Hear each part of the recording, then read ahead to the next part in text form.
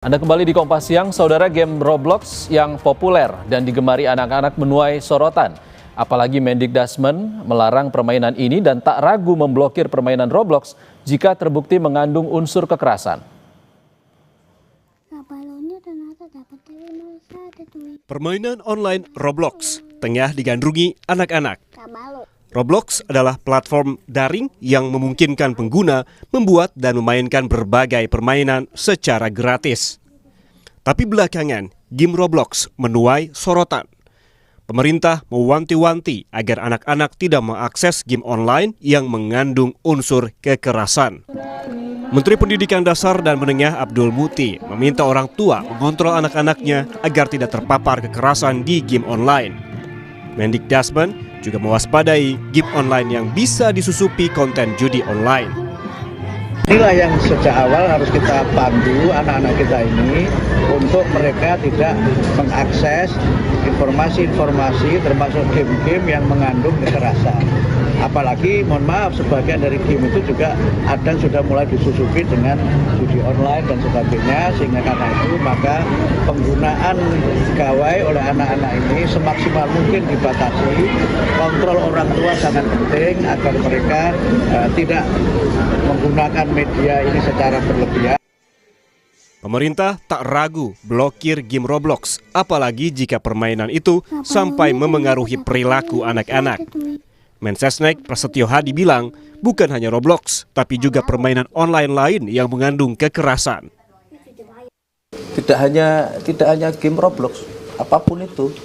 Berarti nanti apakah akan dilakukan pemblokiran terhadap game tersebut atau gimana gitu, Mas? Ya kalau memang kita merasa sudah melewati batas, ya apa yang ditampilkan di situ mempengaruhi perilaku dari adik-adik kita, ya tidak menutup kemungkinan kita mau melindungi generasi kita, nggak ragu-ragu juga kita.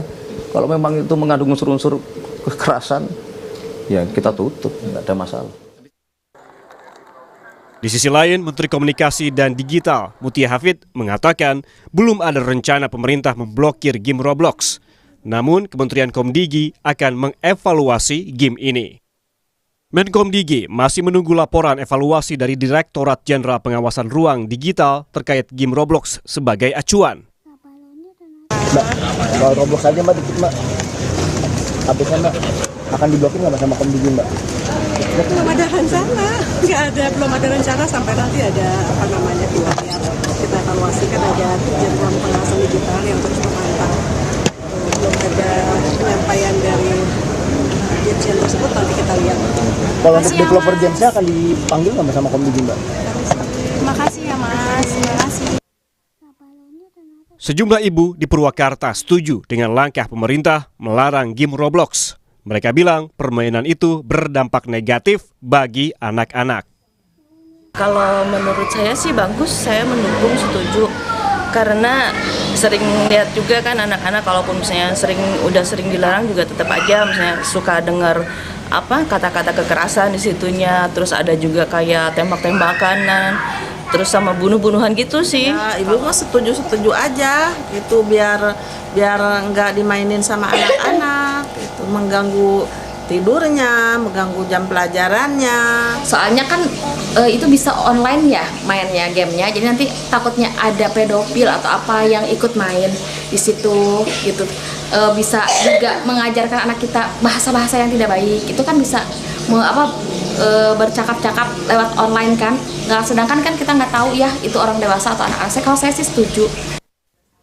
Meski populer, Roblox menuai kontroversi di berbagai negara sebab diduga mengandung konten-konten berbahaya bagi anak-anak, mulai dari ujaran kebencian, kekerasan, hingga konten seksual. Tim Liputan, Kompas TV. Sementara itu, Wakil Menteri Pemberdayaan Perempuan dan Perlindungan Anak Veronica Tan mengatakan kebijakan yang dibuat pemerintah soal game online Roblox harus mengutamakan perlindungan terhadap anak. Regulasi yang dibuat harus berbasis pada digitalisasi yang ramah anak. Anak dilindungi dan keselamatan anak ini menjadi pagar utama ya. Tapi tentu apa yang terjadi itu kan berbasis kebijakan dibuat itu kita akan mendukung berbasis temuan. Dan masa sekarang ini kita memang nggak bisa melarang, istilahnya gini, kita tidak bisa menghindari anak dari digital. Jadi tapi bagaimana dari regulasi-regulasi yang dibuat untuk bisa mendukung supaya anak itu ramah di dalam ruang digital.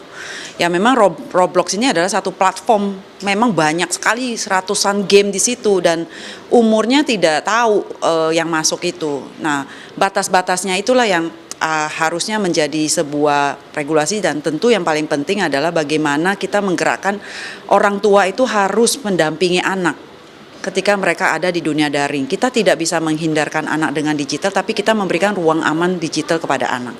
Tapi balik lagi, yang paling penting adalah keselamatan anak itu sendiri, dan kebijakan yang akan dilakukan dari mungkin Komdigi atau dari Dikdas atau apapun, kita akan ikutin berbasis temuan yang ditemukan di lapangan.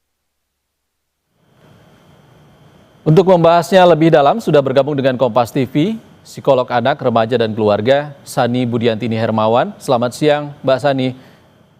Selamat siang, Mas. Mbak Sani, sedang ramai soal game Roblox. Apakah Anda sendiri sudah mengidentifikasi apa saja sebenarnya tanda-tanda konten Roblox yang berpotensi bahaya, misalnya gameplay atau jenis game atau interaksi tertentu di dalamnya? Iya, sebenarnya kita tahu ya bahwa permainan games itu membuat anak bisa jadi ketergantungan. Itu yang pertama sekali. Anak menjadi ada attach kepada games, anak juga tidak bisa menyelesaikan gamenya itu secara pendek tapi terus berlanjut ya. Dan game ini salah satunya yang memang lagi viral, di mana semua orang bermain. Bahkan kalau ada anak yang nggak main seakan-akan tidak era kekinian begitu. Jadi games yang sekarang ini itu yang kita khawatirkan ketika berbau kekerasan dan ada konten juga mengandung seksualitas begitu. Tapi yang terutama adalah bagaimana anak akhirnya attach dan kalau sudah ketergantungan, anak tersendiri tidak mau berinteraksi dengan yang lain, dengan dunia luar, dengan belajar misalnya, akhirnya konsentrasi pun semakin menurun. Nah ini yang juga menjadi masalah karena anak sendiri sudah merasa nyaman di dunia gamesnya dan berinteraksi di dunia gamesnya, padahal di situ banyak sekali mengandung unsur yang beresiko atau berbahaya. Termasuk interaksi antara kelompok umur anak-anak dan juga orang dewasa yang banyak memainkan Roblox ini, Mbak Sani. Iya, betul sekali. Karena tidak ada yang namanya usia, batasan usia, dan mereka bisa saja memakai mungkin usia palsu dan sebagainya. Dan yang paling penting adalah ini bisa kopi darat. Mereka bisa bertemu secara offline, mereka bisa bertemu di platform chatting lainnya. Dan ini yang kalau orang tua tidak tahu, tidak bisa memantau, justru ini berbahaya karena kita tidak tahu kepada siapa anak kita bertemu, kepada siapa anak kita berinteraksi. Dan di sini ada juga kecenderungan bisa juga ada potensi kriminal di sini begitu. Dan Anda melihatnya apa tanda-tanda yang mungkin sudah bagi orang tua untuk melihat anak-anak ini sudah terdampak negatif dari konten game ini? Ya, pertama sebenarnya kalau kita lihat ketika anak bermain, anak tuh spontan mengujar kalimat-kalimat kasar, kalimat jorok misalnya, atau bahkan sudah melanggar ya aturan atau norma yang ada di keluarganya. Nah ini sudah meresahkan keluarga karena anak dengan mudah mengomong kasar, berbicara yang tidak baik begitu, dan ini takutnya itu terjadi di dalam kesehariannya karena spontanitas tadi. Yang kedua adalah durasi waktu bermain. Anak sekarang kalau bermain tidak bisa cepat, dia akan terus tertantang dan bisa sampai dini hari, bahkan bisa mengganggu sekolahnya. Dan yang selanjutnya adalah ketika anak sudah tidak lagi fokus kepada sebenarnya kewajiban-kewajiban yang dia harus lakukan, tapi justru bermain ini menjadi prioritas utama.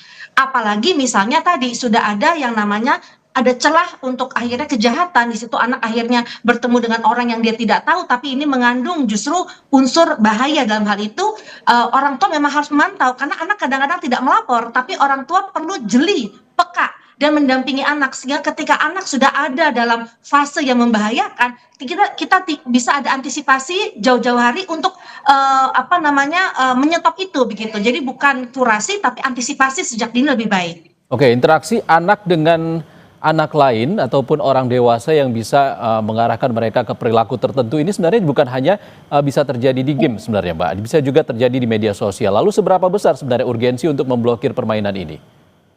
Ya, kalau saya sebenarnya blokir itu memang perlu mungkin dikaji ulang ya. Itu kan pemerintah juga, saya mengapresiasi bahwa pemerintah juga akan mengkaji hal ini dan tidak hanya game ini, tapi mungkin game-game yang lain. Tapi yang jelas sebelum pemerintah mengambil langkah nyata, mari para keluarga, orang tua justru yang memahami, karena orang tua adalah garda terdepan untuk menyelamatkan anak.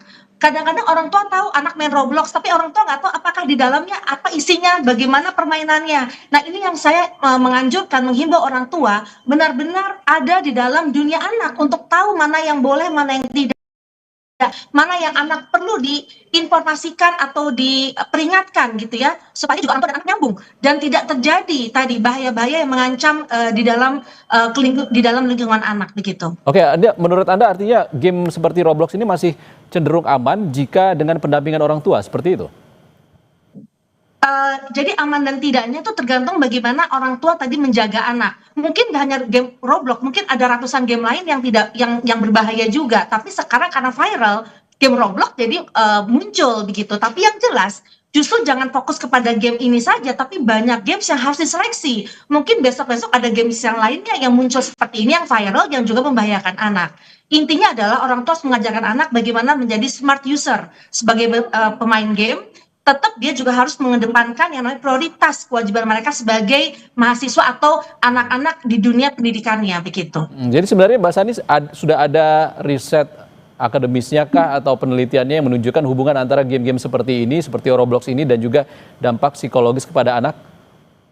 Oh ya, sangat kan bahkan sudah ada kita ada diagnosa ketika anak sudah ketergantungan, dia harus juga masuk ke dalam rehabilitasi seperti narkoba atau alkohol dan sebagainya. Karena ketika anak kecanduan game, dia tidak bisa berhenti untuk tidak memikirkan game itu.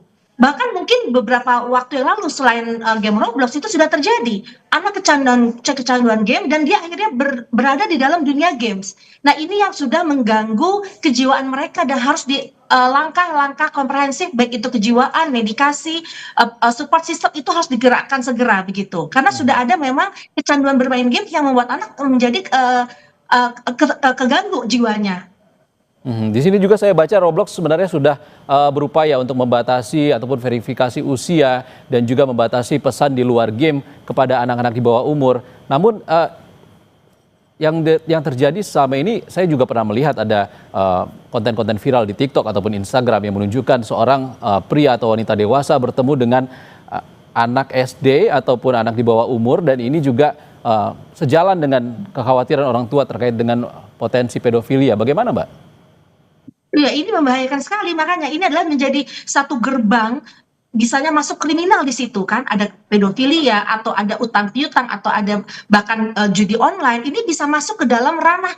Kalau kita sudah online ya, itu di digital ini siapapun bisa bertemu, siapapun bisa melakukan kejahatan yang dia inginkan begitu. Makanya ketika anak baru mulai melek, dia belum tahu bagaimana dunia ini resikonya, bahayanya, justru orang tua harus hadir karena anak tidak menyangka bahwa ini semua itu bisa ke arahnya yang membahayakan anak itu sendiri. Makanya selain memang tadi ya pemerintah turun tangan, orang tua menjaga anak, tapi memang harus ada dibangkitkan juga kesadaran anak bahwa kita harus menjaga diri kita. Tidak mudah orang yang bermanis-manis berchat gitu ya, dengan chat itu belum tentu dia orang baik.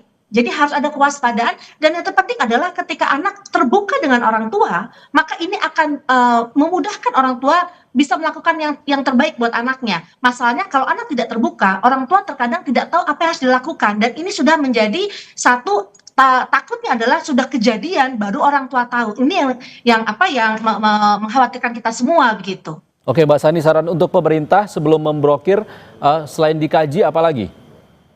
Kalau saya adalah pemerintah, mari juga mensosialisasikan bagaimana orang tua seharusnya perilaku-perilaku apa yang harus dilakukan orang tua. Apalagi ya kita tahu di desa-desa mungkin tidak terjamah orang tua dengan edukasi yang benar. Jadi pemerintah pun harus juga mensosialisasikan bagaimana orang tua juga bisa memantau hal ini begitu. Selain dari sistem era digital ini juga memang harus saya setuju dengan sejalan dengan ramah anak. Jadi pemantauan dari semua game online itu perlu dilakukan supaya kita bekerja sama baik pemerintah, sekolah maupun orang tua di rumah. Baik, terima kasih Sani Budiantini Hermawan, psikolog anak remaja dan keluarga sudah berbagi pandangan bersama kami di Kompas Siang. Terima kasih Mbak Sani.